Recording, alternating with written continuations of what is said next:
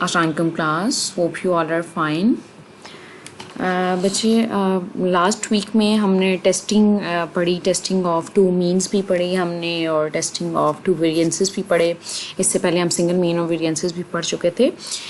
Basically हम influences पढ़ रहे हैं डिफरेंट पॉपुलेशन पैरामीटर्स के, और अब जो जिन पैरामीटर्स के बारे में इन्फ्लुएंस पढ़ने जा रहे हैं वो है बेटा हमारे पास रिग्रेशन कोफिशिएंट हैं और कोरिलेशन कोफिशिएंट्स हैं।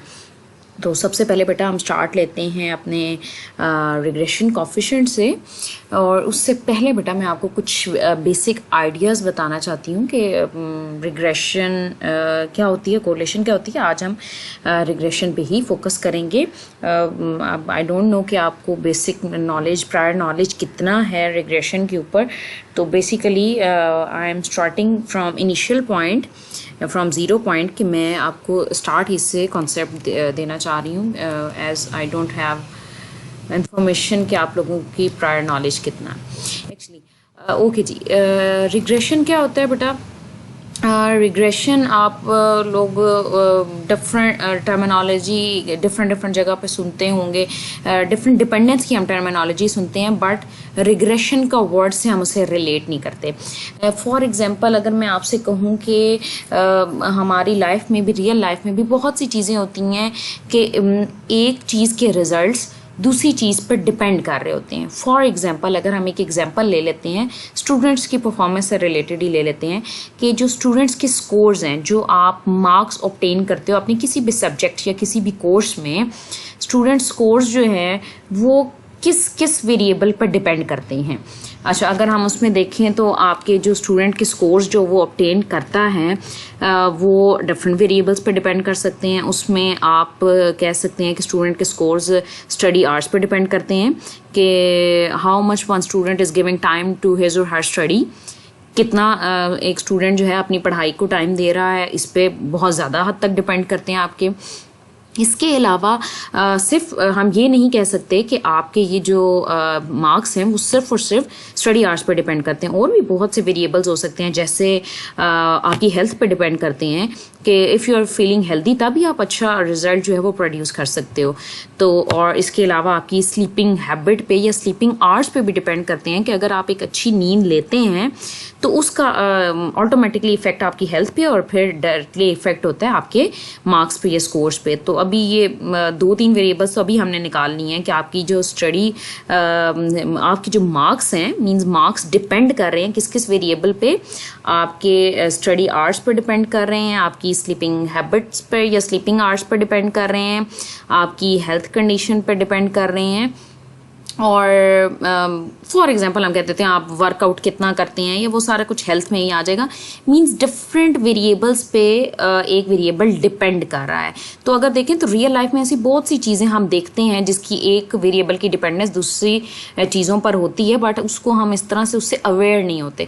तो स्टैटिस्टिक्स में बेटा ये एक वेरिएबल की dependence upon some other independent variables जब हम स्टडी करते हैं तो उसको हम क्या बोलते हैं, रिग्रेशन। वो हम रिग्रेशन की हेल्प से स्टडी कर रहे होते हैं। इसको अगर हम थोड़ा सा यहाँ से रीड आउट करें, today the word regression is used in different sense. It investigates the dependence of one variable, जो dependence of one variable conventionally called the dependent variable. जिस वेरिएबल की हम डिपेंडेंस चेक कर रहे होते हैं उसको बेटा हम डिपेंडेंट वेरिएबल कहते हैं। ऑन वन और more other variables called independent variables. जिसके ऊपर वो डिपेंड कर रहा होता है वो एक वेरिएबल भी हो सकता है और एक से ज़्यादा भी हो सकता है, उसको हम इंडिपेंडेंट वेरिएबल्स कहते हैं। And provides an equation to be used for estimating or predicting the average value of dependent variable from the known values of independent variable। कि मीन्स हम स्टेटिस्टिक्स में एक रिग्रेशन इक्वेशन बना लेते हैं जिसको हम शो करते हैं कि डिपेंडेंट वेरिएबल फलां फलां फलां इंडिपेंडेंट वेरिएबल्स पर डिपेंड कर रहा है, तो उसकी हेल्प से हम क्या कर सकते हैं, हम वैल्यूज़ को एस्टिमेट कर सकते हैं, हम प्रिडिक्ट कर सकते हैं। फॉर एग्जांपल आपका बेटा जैसे आजकल रीसेंट ये केस चल रहा है वायरस, जैसे ये कोरोना वायरस चल रहा है, तो आप डिफरेंट प्रेडिक्शंस और एस्टिमेशंस न्यूज़ चैनल्स में सुन भी रहे होंगे, सोशल मीडिया पे भी देख रहे होंगे, बहुत से ग्राफ्स हैं, बहुत सी प्रेडिक्शंस आ रही हैं, बहुत सी एस्टिमेशंस आ रही हैं कि अप्रैल के एंड तक ऐसे हो जाएगा, इतने केसेस हो जाएंगे या फलां मुल्क में इतने होंगे। और वो चीज़ें क्या, वो आपकी प्रीवियस जो स्टडी है और वेरिएबल जिस पे आपका ये वायरस डिपेंड कर रहा है, मींस फॉर एग्जांपल जैसे बहुत जगह बात हो रही है कि एज पे डिपेंड कर रहा है, कि जो ज़्यादा जहाँ पे ओल्ड एज पीपल ज़्यादा हैं उनको इफेक्ट कर रहा है, यंगर को कम कर रहा है, ये एक आपका इंडिपेंडेंट वेरिएबल हो सकता है। मींस आप डिपेंडेंट वेरिएबल ले सकते हो कोरोना वायरस इफेक्टीज के, कितने इफेक्टीज जो हैं वो अगर आप डिपेंडेंट ले रहे हो तो वो किस किस चीज़ पे डिपेंड कर रहा है, आपकी ओल्डर एज पे डिपेंड कर रहा है, या फिर लोग जितना जो फ्रीक्वेंट ट्रैवल कर रहे हैं उस पर डिपेंड कर रहा है, कि जो ज़्यादा फ्रीक्वेंट ट्रैवल या जो बाहर फॉरेन ट्रैवल करके आए हैं उन चीज़ों पे।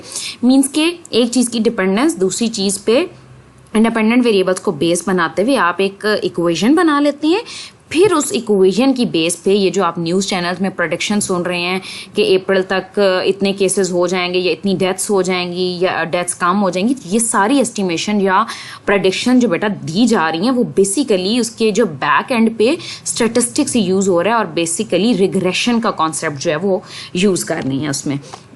तो उसमें एक जो है वो हमारे पास डिपेंडेंट वेरिएबल होता है और इंडिपेंडेंट वेरिएबल जो है वो एक भी हो सकता है और एक से ज़्यादा भी हो सकता है। इसकी एग्जांपल जैसे मैंने आपको अभी दी कि कोरोना वायरस की भी दी और आपके स्टूडेंट्स मार्क्स की भी दी कि स्टूडेंट मार्क्स आपके पास एक डिपेंडेंट वेरिएबल है। इंडिपेंडेंट में अभी मैंने आपको 2-4 वेरिएबल्स काउंट करवा दिया, आपकी स्टडी आवर्स भी हैं, आपकी स्लीपिंग हैबिट्स भी है, स्लीपिंग आवर्स भी हैं, आपका वर्कआउट भी है, वो सारा कुछ। तो इंडिपेंडेंट वेरिएबल एक से ज़्यादा हो सकता है और डिपेंडेंट वेरिएबल आप एक ले रहे होते हैं। तो dependent variable is assumed to be random variable whereas independent variables are assumed to have fixed values।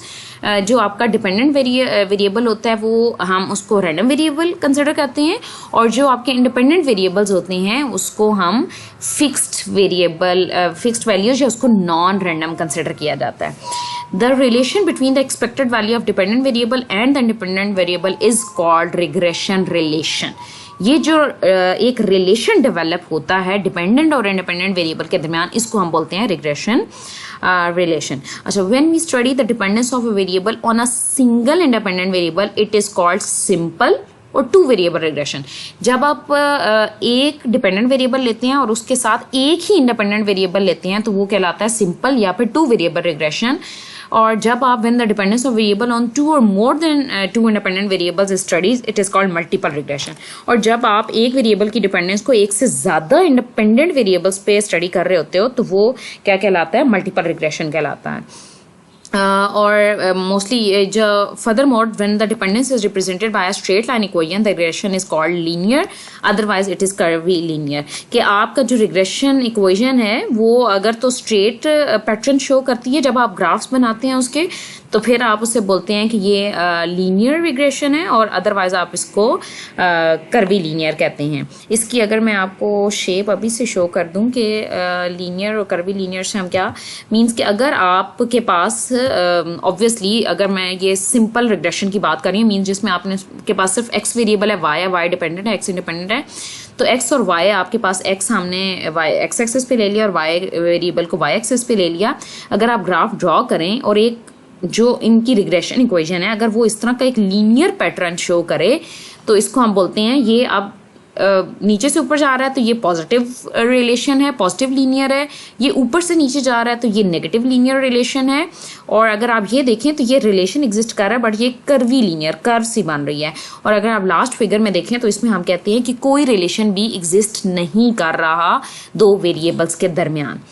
कुछ ऐसे वेरिएबल्स भी तो होते हैं ना, फॉर एग्जांपल मैं आपको कह दूं कि स्टूडेंट के जो मार्क्स हैं वो डिपेंड करता है वेदर कंडीशन पे। कहीं खैर किसी हद तक पाकिस्तान में तो डिपेंड करता है कि जब गर्मियों में लाइट नहीं होती और बच्चे जो है वो गर्मी से पागल हो रहे होते हैं और पेपर्स भी होते हैं तो आप इफेक्ट होते हैं। बट एनी हाउ हम कुछ ऐसा वेरिएबल ले लें, फॉर एग्जांपल हम जैसे हम कहते हैं कि जी आज गर्मी ज़्यादा है तो इसलिए बच्चों के मार्क्स इफेक्ट हो रहे हैं। जब आप कुछ इस तरह के वेरिएबल लें जिनके दरमियान रिलेशन एग्जिस्ट नहीं करता तो फिर जब आप उसका ग्राफ प्लॉट करेंगे तो वो कुछ इस तरह शो करेगा कि ग्राफ से भी आपको पता चल जाएगा कि इनके दरमियान कोई रिलेशन एग्जिस्ट नहीं करता। ये अभी जस्ट बेटा मैं आपको रिग्रेशन के कॉन्सेप्ट्स दे रही हूँ बेसिक, ताकि जब आपको रिग्रेशन का कॉन्सेप्ट होगा, रिग्रेशन इक्वेशन का, रिग्रेशन कोएफिशिएंट्स का, तब ही हम उसके बारे में इन्फ्रेंस भी कर सकेंगे। आप डिपेंडेंट इंडिपेंडेंट वेरिएबल का मैं आपको बता चुकी हूँ। इसके अलावा कुछ टर्मिनोलॉजीज़ मैं इसलिए डिस्कस करना चाह रही हूँ क्योंकि अगर आप डिफरेंट बुक्स को कंसल्ट करें तो अगर आपको इन टर्मिनोलॉजीज़ के अलावा भी कुछ टर्मिनोलॉजीज़ नज़र आएँ डिपेंडेंट और इंडिपेंडेंट वेरिएबल के अलावा, तो आपको पता होना चाहिए कि ये टर्मिनोलॉजीज़ किस सेंस में यूज़ होती हैं। इसमें बेटा हम कह रहे हैं कि सम और टर्मिनोलॉजी डिपेंडेंट वेरिएबल को, इसके डिफरेंट नेम्स हैं 2-4, इज़ ऑल्सो कॉल्ड, इसको रिग्रेसेंट भी कहते हैं। रिग्रेसेंट, रिग्रेशन से रिग्रेसेंट निकला, रिग्रेशन इक्वेशन होती है। इसी तरह रिग्रेसेंट, प्रेडिक्टेंट या रिस्पॉन्स वेरिएबल और एक्सप्लेन्ड वेरिएबल, मतलब डिपेंडेंट वेरिएबल के फर्दर 4 टर्मिनोलॉजीज हैं या नाम आप कह सकते हैं कि आप इसको रिग्रेसेंट भी कहते हैं, प्रेडिक्टेंट भी कहते हैं, रिस्पॉन्स वेरिएबल भी कहते हैं या एक्सप्लेन्ड वेरिएबल भी कहते हैं। और डिपेंडेंट वेरिएबल के साथ साथ इंडिपेंडेंट वेरिएबल के भी कुछ नेम्स हैं जिसमें आप इसको नॉन रैंडम वेरिएबल भी कहते हैं, क्योंकि अभी हमने पीछे पढ़ा था कि इंडिपेंडेंट वेरिएबल जो होते हैं वो फिक्स्ड होते हैं। इसको आप नॉन रैंडम वेरिएबल भी कहते हैं और इसको रिग्रेसर, प्रेडिक्टर, रिग्रेशन वेरिएबल और एक्सप्लेनेटरी वेरिएबल। अच्छा, अगर इस सेंस में देखा जाए तो जो देखिए इंडिपेंडेंट वेरिएबल डिपेंडेंट वेरिएबल में वेरिएशन को एक्सप्लेन कर रहा है, तो जो कर रहा है वो जहाँ पे भी देखिए ना OR, यहाँ पे एंड पे ये एक्सप्लेनेटरी, रिग्रेसर, प्रेडिक्टर, इस तरह के वेरिएबल यूज होंगे इंडिपेंडेंट के लिए। ये रिग्रेसर ये उस डिपेंडेंस को बता रहा है, प्रिडिक्ट कर रहा है, प्रिडिक्ट करने वाला है, प्रेडिक्टर है। एक्सप्लेनेटरी वेरिएबल एक्सप्लेन करने वाला है। जबकि अगर आप डिपेंडेंट में देखें तो एंड पे सब में डी आता है। रिग्रेसेंट मीन्स ये डिपेंडेंस है इसकी किस पे, प्रेडिक्टेंट, इसको हम किसी बेस पे प्रेडिक्ट कर रहे हैं। रिस्पॉन्स मतलब किसी इंडिपेंडेंट वेरिएबल की जब हम उसमें फिट करते हैं तो उसका रिस्पॉन्स क्या शो होता है। और एक्सप्लेन्ड वेरिएबल, ये टर्मिनोलॉजीज़ बताने का सिर्फ और सिर्फ ये मकसद है कि कहीं भी आप बुक्स में डिफरेंट टर्मिनोलॉजीज़ पढ़ते हैं तो आपको नो हाउ होनी चाहिए कि ये टर्मिनोलॉजीज़ किस सेंस में और किस के लिए यूज़ हो रही हैं। कुछ रिग्रेशन इक्वेशन मैं आपको शो करना चाहती हूँ कि सिंपल लीनियर रिग्रेशन मॉडल किस फॉर्म में होता है। We assume that linear relationship between the dependent variable yi and the value xi of the regressor x is, कि हम डिपेंड कर रहे हैं कि yi आपके पास डिपेंडेंट है और xi जो है ये ट्रांसक्रिप्ट है, और i ये शो कर रहे हैं कि इसमें y और x वेरिएबल्स हैं और इसमें एक से ज़्यादा वैल्यूज़ हैं। समटाइम आपको सिर्फ मॉडल इस तरह भी लिखा नजर आएगा, y equals to alpha plus beta x plus epsilon. ये एप्सिलॉन कहलाता है, EPISLON एप्सिलॉन, EPSILON एप्सिलॉन इसकी प्रोनाउंसिएशन है। ये स्मॉल से जैसे हम ई लिखते हैं ग्रीक लेटर्स में लिखा हुआ है, इसको हम एरर टर्म भी बोलते हैं। मैं अभी एक्सप्लेन कर देती हूँ कि ये एरर टर्म होता क्या है। पहले ये मॉडल की फॉर्म क्या है जी, y equals to alpha plus beta x plus epsilon. ये एक आपके पास पॉपुलेशन रिग्रेशन मॉडल है कि y एक डिपेंडेंट वेरिएबल है और x इसमें इंडिपेंडेंट वेरिएबल है। हम देख लेते हैं वेयर x आर फिक्स्ड और predetermined values, y are the observation randomly drawn from a population, epsilons are the error components और random deviations, and alpha and beta are population parameters where alpha is the intercept and beta is the slope, और इसको beta को regression coefficient b बोलते हैं। अच्छा, ये तो अभी हमने साइंटिफिक टर्म्स में देखा, अब हम बारी बारी देखते हैं कि ये चीज़ें क्या होती हैं। y के बारे में बता दिया, डिपेंडेंट वेरिएबल फॉर एग्जांपल मैं कह देती हूँ आपके यहाँ पे स्कोर्स हैं, स्टूडेंट स्कोर्स हैं और ये आपकी स्टडी आवर्स हैं। अच्छा, अगर आप देखें कि मैंने कहा कि आप सिंपल रिग्रेशन भी होती है, मल्टीपल रिग्रेशन। सिंपल रिग्रेशन में आप क्या करते हैं, एक डिपेंडेंट वेरिएबल की डिपेंडेंस आप चेक कर रहे हैं only on just one independent variable. तो मींस आपके मैंने स्कोर्स को चेक कर रही हूँ सिर्फ और सिर्फ स्टडी आवर्स पे, क्योंकि स्टडी आवर्स सबसे एक मेजर वेरिएबल है, फैक्टर है।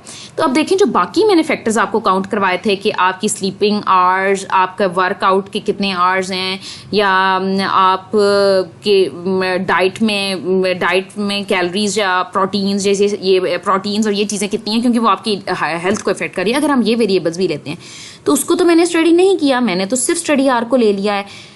तो क्या स्टडी आवर्स की हेल्प से कंप्लीट आपके स्कोर्स को हम प्रेडिक्ट कर सकते हैं?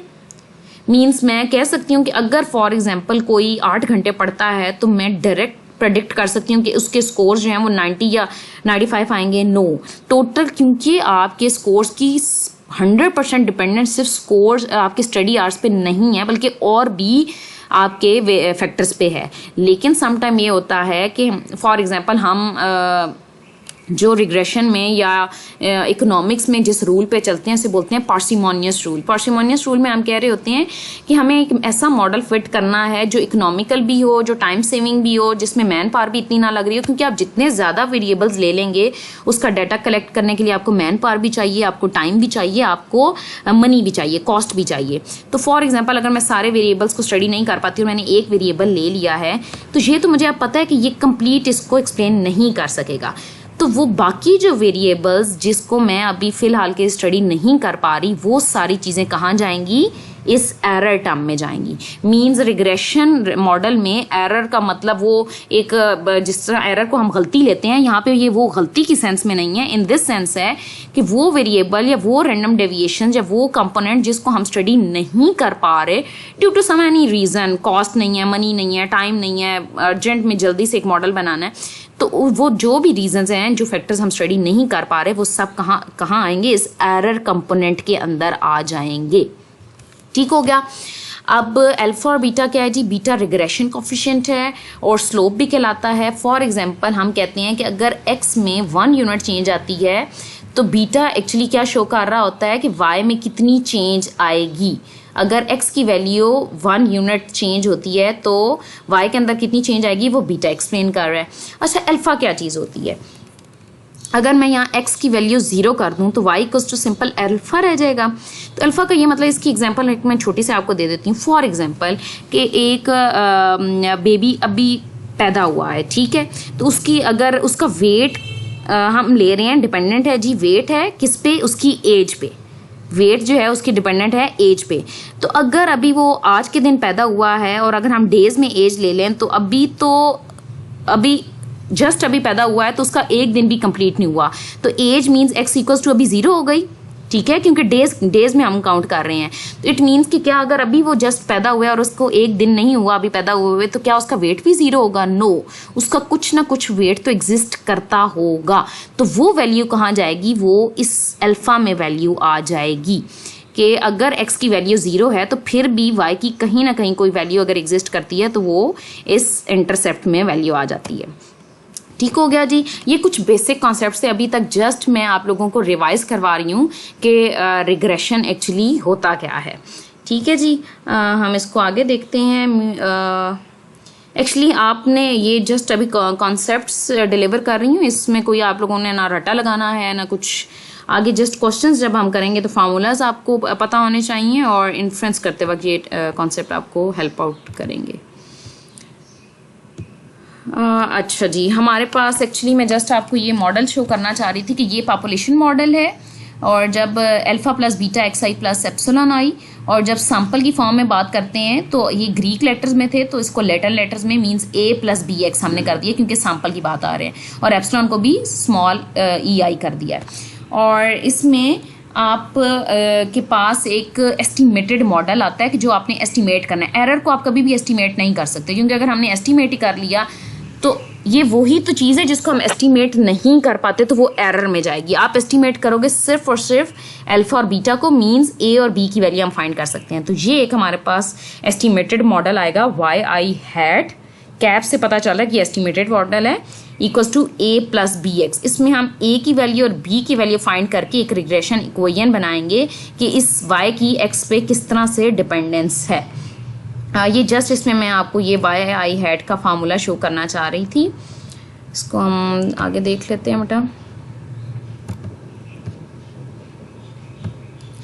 जी। ये फार्मूलाज आपको पता होने चाहिए।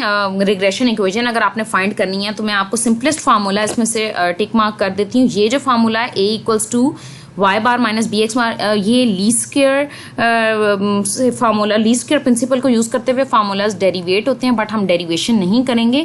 जस्ट मैं आपको फार्मूलाज बता रही हूँ क्योंकि derivation is beyond your scope. तो फार्मूलाज आप नोट डाउन कर लें कि ए को या इंटरसेप्ट को फाइंड करने का फार्मूला क्या है, equals to y bar minus b x bar, और फिर यहाँ पे आ जाएं बी को फाइंड करने का फार्मूला क्या है जी, n summation x y minus summation x into summation y over n summation x square minus summation x का होल स्क्वायर। एक ये फार्मूला दिस वन, और एक ये formula a equals to y bar minus b x bar. ये formula जो है आपने इसको बेटा याद रखना है, ये फार्मूला हम आगे जो है वो यूटिलाइज करेंगे। ओके जी, एक कॉन्सेप्ट है बेटा हमारे पास। एक्चुअली अब हमारा टॉपिक जो है वो कॉन्सेप्ट मुझे आपको स्टैंडर्ड डेविएशन या स्टैंडर्ड एरर ऑफ एस्टिमेट पढ़ाना था, कोएफिशिएंट ऑफ डिटर्मिनेशन हमने पढ़ना था, और इसके अलावा हमने इन्फ्रेंस करनी थी। तो जो कॉन्सेप्ट एक्चुअली हमारा जो टॉपिक स्टार्ट हो रहा है वो ये है स्टैंडर्ड डेविएशन ऑफ रिग्रेशन। तो अभी मैंने बेटा आपको एक पिक्चर में शो किया था स्कैटर प्लॉट के। स्कैटर प्लॉट क्या होता है कि जब आप एक्स और वाई की वैल्यूज़ को ड्रॉ करते हैं इस तरह से, तो जो पैटर्न शो होता है इसे स्कैटर डायग्राम कहते हैं। तो यहाँ पे आप देख रहे हैं कि ये एक लीनियर पैटर्न है और पॉइंट्स एक्स और वाई पॉइंट्स इस लाइन के इर्द गिर्द क्लस्टर हुए हैं। यहाँ पे भी क्लस्टरिंग है, इधर भी क्लस्टरिंग है। तो अब इसको जहन में रखते हुए अभी आपको मैं ये कॉन्सेप्ट बता रही हूँ कि हम कह रहे हैं स्टैंडर्ड डेविएशन ऑफ रिग्रेशन या स्टैंडर्ड एरर ऑफ एस्टीमेट क्या होता है। स्टैंडर्ड डेविएशन वैसे आप पढ़ चुके हैं या वेरिएंस भी आप पढ़ चुके हैं। तो वेरिएंस या स्टैंडर्ड डेविएशन एक्चुअली क्या होता है कि वेरिएशन ऑफ डाटा आप शो कर रहे होते हैं कि जो डाटा में वैल्यूज़ हैं वो एवरेज वैल्यू से कितना फॉर अवे हैं। जितनी भी वैल्यूज़ डाटा में होती हैं उसको हम एवरेज से सब्ट्रैक्ट करके देखते हैं कि कितनी फॉर अवे हैं, तो उसको हम कहते हैं कि ये वेरिएशन ऑफ डाटा को शो कर रहा है। जैसे आपके क्लास की मैं स्कोर्स ले लूँ और उसकी मैं एवरेज निकालूँ और फिर हर स्टूडेंट की मैं वेरिएशन निकालूँ कि ये ऑन एवरेज इस एवरेज से इस स्टूडेंट के मार्क्स कितने कम या ज़्यादा हैं, तो ये वेरिएशन हम फाइंड करते हैं। तो इसी तरह रिग्रेशन जो हम फाइंड करते हैं उसके भी आपके पास स्टैंडर्ड डेविएशन या स्टैंडर्ड एरर ऑफ एस्टीमेट होता है। इसका मतलब ये होता है कि मैंने अभी आपको बताया कि आपके स्टूडेंट्स के जो मार्क्स हैं वो डिपेंड कर रहे हैं स्टडी आवर्स पे या और भी कुछ फैक्टर्स पे डिपेंड कर रहे हैं। तो क्या अगर तो कंप्लीट ये सिर्फ और सिर्फ स्टडी आवर्स पे डिपेंड कर रहा है तो फिर तो ये इस रिग्रेशन इक्वेशन को से स्टैंडर्ड डेविएशन बहुत कम होना चाहिए या ज़ीरो आ जाना चाहिए। या अगर ये कुछ और फैक्टर्स पे भी डिपेंड कर रहा है तो ये डेविएशन उतना ही, अगर हमने कोई अच्छा वेरिएबल नहीं लिया, मींस जैसे मैं आपके स्टूडेंट स्कोर्स को ले लेती हूँ जी कि आज टेम्परेचर पे कह देती हूँ डिपेंड कर रहा है, तो ये अच्छा एक रिलेशन नहीं है, तो उसका स्टैंडर्ड डेविएशन उतना ही ज़्यादा आएगा क्योंकि आपने जो डिपेंडेंट वेरिएबल के जिस पे डिपेंड कर रहा है वो फैक्टर जो है वो सही से पिक नहीं किया। तो हम अगर इसको स्टडी करें, the observed values of x why do not all fall on the regression line but they scatter away from it. ये जो मैंने अभी फिगर आपको शो की थी कि ये सारी वैल्यूज़, ऐसे नहीं होगा कि सारी की सारी वैल्यूज़ लाइन की ऊपर फॉल, ये सिर्फ और सिर्फ तब हो सकता है जब आप ईच एंड एवरी फैक्टर को स्टडी करें जिस पे एक वेरिएबल डिपेंड कर रहा है, तो तभी हो सकता है। और ये हमारे लिए कभी भी पॉसिबल नहीं है कि हम ईच एंड एवरी फैक्टर को स्टडी कर सकें। तो एरर कंपोनेंट ज़रूर आएगा और एरर कंपोनेंट आएगा तो ये डेविएशंस भी ज़रूर आएंगी, लेकिन हम ये देख रहे हैं कि कितनी स्कैटरनेस, क्या कुछ ज़्यादा डेविएशन है या क्लोजनेस है, इससे हमें पता चलेगा कि स्टैंडर्ड डेविएशन कितना है। तो इसमें हमने do not all fall on the regression line but they scatter away from it. The degree of scatter और dispersion of the observed values about the regression line is measured by what is called standard deviation of regression और standard error of estimate. Means कि standard error of estimate या standard deviation हमें बताएगा कि कितना degree of स्कैटरनेस है या कितना डिग्री ऑफ डिस्पर्शन है कि जो आपने रिग्रेशन लाइन फिट की है वो एक्चुअल लाइन से कितना फॉर अवे है या कितना डिस्पर्स कर रही है। ठीक हो गया। आई होप कॉन्सेप्ट आपको वो फिगर को देखते हुए भी और ये कुछ थ्योरी को भी पढ़ के जो मैंने बताया समझ आ गई होगी। For population data, standard deviation of the measures the variation of the observation about the true regression line। ये बेटा इसका population इसका फार्मूला है आपका स्टैंडर्ड डेविएशन का फार्मूला है standard deviation for y on x क्या है जी, sigma y on x summation y minus, ये एक्चुअली आपके पास y है ही लिखा हुआ है, y माइनस y हैट ही है। ये पॉपुलेशन के लिए फार्मूला है और आपको पता है कि पॉपुलेशन में हमें अल्फा और बीटा को तो आप एस्टीमेट कर रहे हो, आपको डायरेक्ट तो अल्फा बीटा नहीं पता होंगे क्योंकि पैरामीटर है। पैरामीटर और उसका कॉन्सेप्ट तो है ना आपके पास स्टैटिस्टिक का। पैरामीटर हमें यूजुअली अननोन होते हैं, इसलिए हम क्या करते हैं उसको सैंपल से एस्टीमेट करते हैं। और जब आप एस्टीमेट करते हैं तो ये सिग्मा किससे रिप्लेस हो जाएगा, ये सिग्मा एस से रिप्लेस हो जाएगा, और स्मॉल एस से रिप्लेस करेंगे क्योंकि वही कॉन्सेप्ट अनबाइज्ड और बाइज्ड वाला, हम अनबाइज्ड स्टैंडर्ड डेविएशन जो है वो देख रहे हैं, तो ये इस स्मॉल एस से रिप्लेस हो जाएगा और ये इसका फार्मूला बनेगा कुछ इस तरह से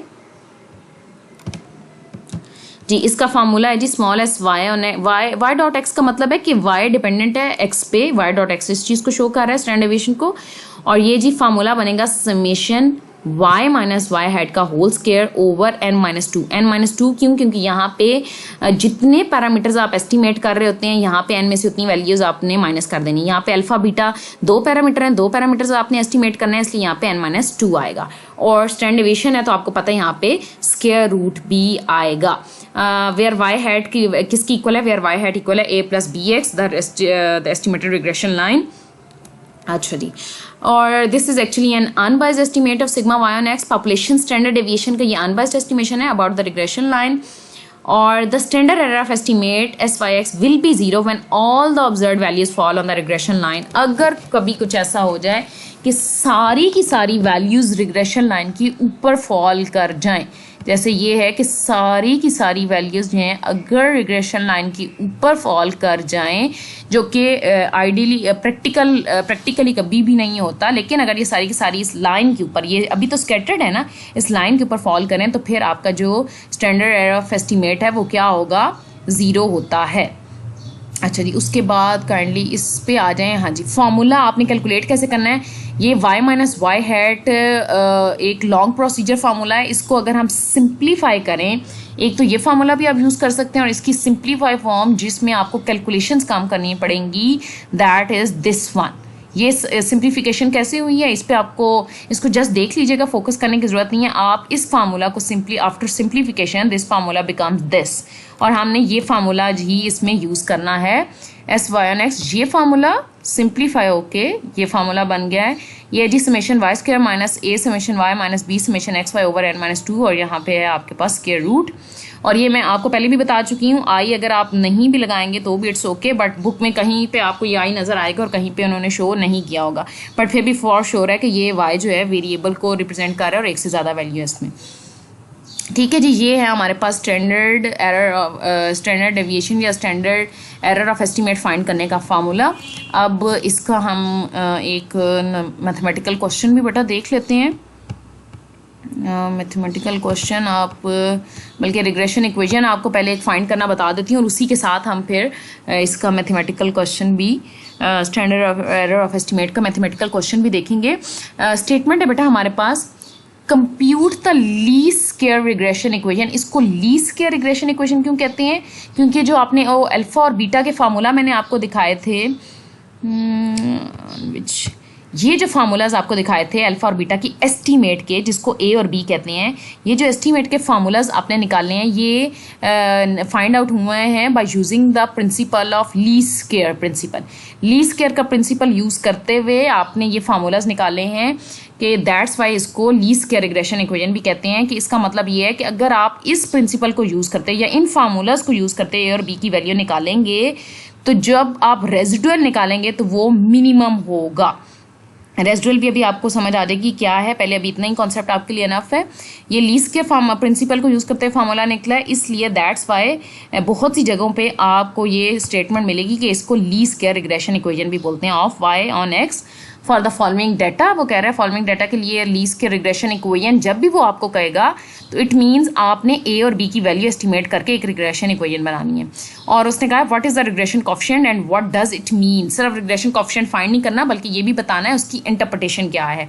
आपको डे 1 पे याद होगा कि मैंने आपको बताया था कि बेसिक डिफरेंस जो मैथमेटिक्स और स्टैटिस्टिक्स का है वो यही है कि मैथमेटिक्स में भी आप मैथमेटिकली प्ले कर रहे होते हैं बट उसमें आप इंटरप्रिटेशंस नहीं कर रहे होते, जबकि स्टैटिस्टिक्स में ना सिर्फ हम मैथमेटिकली प्ले करते हैं बल्कि किसी भी टर्म की इंटरप्रिटेशन भी हम देते हैं। ओके जी, हम अब इसका नेक्स्ट देखते हैं कि इस क्वेश्चन को हमने सॉल्व कैसे करना है। ओके जी, ये जो अभी क्वेश्चन था कि आपने इस डाटा के लिए आपने रिग्रेशन इक्वेशन जो है वो फाइंड करनी है और रिग्रेशन इक्वेशन फाइंड करने का मतलब क्या है जी वो हम देख लेते हैं। रिग्रेशन इक्वेशन फाइंड करने का मतलब है कि the estimated regression line y on x, जब भी आपसे कहा हो कि find the least square regression equation, तो आपने ये इक्वेशन बनानी है। अब इस इक्वेशन में x भी एज इट इज़ रहेगा, y हैट भी एज इट इज़ रहेगा। एक्चुअली बताना आपने किसकी, a और b। आप यहाँ पे कोई सिंगल वैल्यू फाइंड करने नहीं जा रहे, आप इक्वेशन फाइंड करना चाह रहे हो। और आपने अगर मैथमेटिक्स अगर 10th स्टैंडर्ड तक भी सब लोगों ने पढ़ी है तो आपको पता होगा कि इक्वेशन वेरिएबल्स की फॉर्म में होता है, कि इसमें वेरिएबल ज़रूर होते हैं। तो इसमें y हैट और x एज इट इज़ रहेगा, और आपको क्या करना है, आपको a और b की वैल्यू फाइंड करनी है। आपको a और b की जो है वो वैल्यू आप फाइंड करोगे बेटा। तो इसमें ये नॉर्मल इक्वेशन वाला कॉन्सेप्ट यूज़ हुआ है, बट जो मैंने आपको a और b का फार्मूला बताया है ये वाला, हम ये फार्मूला यूज़ करेंगे। ये एज इट इज़, हम एज सच हमें इन चीज़ों की ज़रूरत नहीं है, ये इन्हीं को ही सॉल्व करके हमने ये फार्मूलाज बनाए हैं। और आप ये फार्मूलाज ही बस याद रखें, इसके थ्रू हम फाइंड किया करेंगे। कि अब आपको ये पता चल गया कि रिग्रेशन इक्वेशन के लिए एक्चुअली आपको a और b की वैल्यू फाइंड करनी है, बाकी इसमें x और y hat as it is रहेगा। a का फार्मूला मैं आपको बता, अब कुछ स्टूडेंट्स का क्वेश्चन होता है जी, जब मैं खुद स्टूडेंट थी तो शायद सबसे पहली फिक्र यही जो लाहक होती है, कैसे पता चलेगा ये x y तो बेटा आपको डाटा में दिया हुआ है, ये देखिए x भी दिया हुआ है y भी दिया है, कैसे पता चलेगा कि ये वाले कॉलम्स आगे बनाने हैं। ये ऐसे पता चलेगा कि आपने सबसे पहले अपने फार्मूला पे फोकस करना है जो आप फाइंड करने जा रहे हो। a का फार्मूला है जी y बार माइनस बी एक्स बार, मीन्स y बार तो सिंपल फाइंड हो जाएगा इन सारी y की वैल्यूज को सम करके divided by total values. x बार भी सिंपल फाइंड हो जाएगा x की वैल्यूज को टोटल करके, जैसे यहाँ पे किया x बार x की वैल्यूज का सम और डिवाइडेड बाय दिस, और y की वैल्यूज का सम divided by this. x bar y बार तो फाइंड हो गया। अब आप b का फार्मूला देखिए, इसमें आपको n चाहिए, n की वैल्यू ये इतना ही है जितने ये पेयर्स दिए हुए, मीन्स आप इसको काउंट कर लें यहाँ से 1 2 3 4 5 6 7 8 9, ये दोनों वैल्यूज 9 होंगी। 9 के पेयर्स दिए हुए हैं तो आप के पास n 9 हो गया। अब आपको x y प्रोडक्ट का सम चाहिए, x y, अच्छा समेशन x आप सिंपली फाइंड कर सकते हो x कॉलम का सम करके, y समेशन y कॉलम का सम करके, और आपको ये जो समेशन x का स्क्वायर ये भी फाइंड हो जाएगा। एक्चुअली आपको जो वर्किंग करनी है वो इस पे आपको प्रोडक्ट करना है x y का और उसका फिर सम लेना है, और x का आपको स्क्वायर करके फिर सम लेना है। तो we need to form 2 more columns, that is x y और एक्स स्क्वायर। आपने एक्स वाई कैसे करना है, ये 5 इंटू 16 80, 6 इंटू 19 114 प्रोडक्ट करते जाना है, और एक्स स्क्वायर कैसे करोगे आप 5 इंटू 5 25, 6 इंटू 6 36, ये स्क्वायरिंग करके, और आपके पास ये सारे आप सम्स आ गए हैं। ये समेशन एक्स है, ये समेशन वाई है, ये समेशन एक्स वाई है, ये समेशन एक्स स्क्वायर है। तो आपने ये मीन्स फाइंड किए, पहले हमेशा बी की वैल्यू फाइंड होगी, फिर ए की, क्योंकि ए में आप देख रहे हैं कि बी की वैल्यू आपने इंसर्ट करनी है। तो बी का फार्मूला आपने लगाया n into summation x y minus summation x into summation y over n summation x square minus summation x का होल स्क्वायर।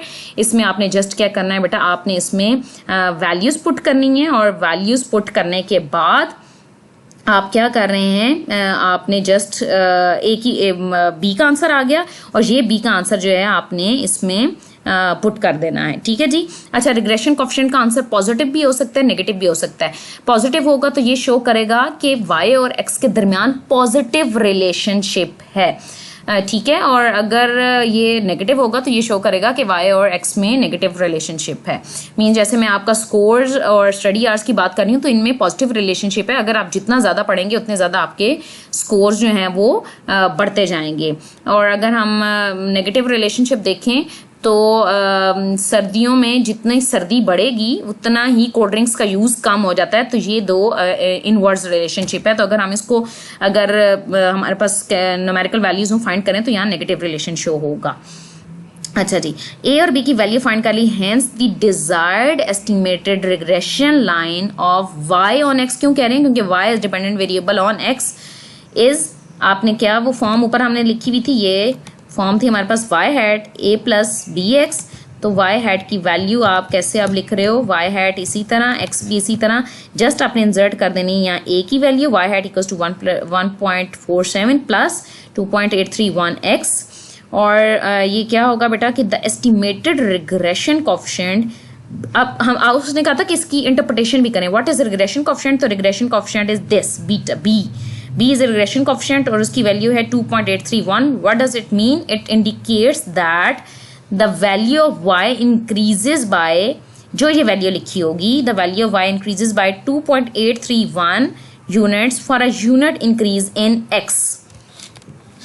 फॉर एग्जांपल अभी मैं आपको शो करूं कि अगर मैं x की वैल्यू यहाँ पे 0 कर दूं, x की वैल्यू 0 कर दूं तो y की वैल्यू क्या रह जाएगी, y की वैल्यू जस्ट रह जाएगी y हैट इक्वल्स टू 1.47, क्योंकि 0 इंटू दिस विल बी 0, तो ये अगर मैं 0 कर दूं तो ये वैल्यू रह जाएगी जस्ट 1.47। तो यूनिट चेंज कहते हैं एक यूनिट का चेंज। अगर ये 0 थी और आप इसे मैं 1 कर दूं, अब x की वैल्यू मैं 1 रखूं तो 1 इंटू 2.831 कितना आएगा ये, तो y की वैल्यू आप क्या हो जाएगी 1.47 प्लस 2.831, मीन्स x की वैल्यू 0 से 1 यूनिट चेंज आने में y हैट की वैल्यू में कितना चेंज आया, इतना चेंज आया 2.831। इसी तरह जब आप x की वैल्यू 1 रखें और फिर x की वैल्यू 2 रखें, x की वैल्यू 1 थी तो ये था 1.47 प्लस 2.831, और जब x की वैल्यू 2 रखेंगे तो ये होगा 1.47 प्लस 2 इंटू 2.831, मीन्स के x की वैल्यू 1 और 2 के दरमियान 1 यूनिट का चेंज जब आ रहा है तो 2.831 जो वैल्यू है वो इंक्रीज होती जाएगी y हैट में। तो इसकी इंटरप्रिटेशन ये होती है कि जो वैल्यू ये लिखी होती है आप लिखते हो which indicates the value of y increases by 2.831 units for a unit change in x। Unit change का मतलब होता है 1 यूनिट चेंज। आप ये नहीं कह सकते 0 से 2 में डायरेक्ट जंप कर जाएं, यूनिट चेंज हमेशा 1 यूनिट चेंज होता है। तो ये अभी जस्ट हमने बेटा रिग्रेशन इक्वेशन फाइंड की है। This is our least square regression equation of y on x। ठीक हो गया बेटा। और इसके साथ अगर हमें फाइंड करना हो जो इसी के डाटा को यूज़ करते हुए बेटा, इसको मैं इसके साथ ही रिलेट कर रही हूँ क्योंकि हमें अब फाइंड करना है using the data in example 10.1। ये जो आप अभी फाइंड कर चुके हैं वो कह रहा है find the values of y hat. अगर आपको y हैट की वैल्यूज फाइंड करनी हो and show that summation y minus y hat equals to 0, आपने अगर शो करना हो कि ये 0 है। और थर्ड वन जो बेसिक हमारा काम है कि आपने स्टैंडर्ड एरर ऑफ एस्टीमेट की वैल्यू फाइंड करनी है। तो अब यहाँ देखिए अगर आपसे कह दिया जाए कि y हैट की वैल्यू फाइंड करें तो इक्वेशन हमने y हैट की क्या बनाई थी 1.47 प्लस 2.831 x।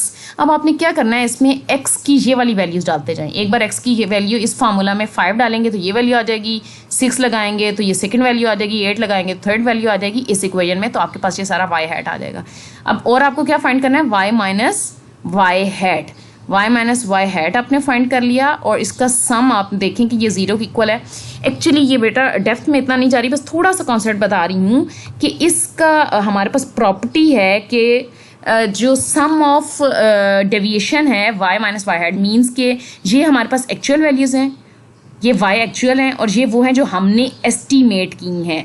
हम कहते हैं जितनी अच्छी ये लाइन या y हैट एस्टीमेट होगा इनका डिफरेंस उतना ही, ये देखें कम से कम 16 है तो एस्टीमेट हमने 15 किया, 19 है तो 18, 23 है 24, कि इनका डिफरेंस जो है वो कम से कम आना चाहिए। ये डिफरेंस पॉजिटिव में भी हो सकता है, नेगेटिव में भी हो सकता है, लेकिन प्रैक्टिकली आइडियली कहते हैं कि जब इनको ऐड करेंगे तो ये डिफरेंस प्लस माइनस होके आइडियली 0 आना चाहिए। बट प्रैक्टिकली आइडियली 0 हो सकता है, प्रैक्टिकली 0 नहीं होता। ये देखिए तब भी 0.008, लेकिन हम इसको क्लोज टू 0 ही कंसिडर करेंगे।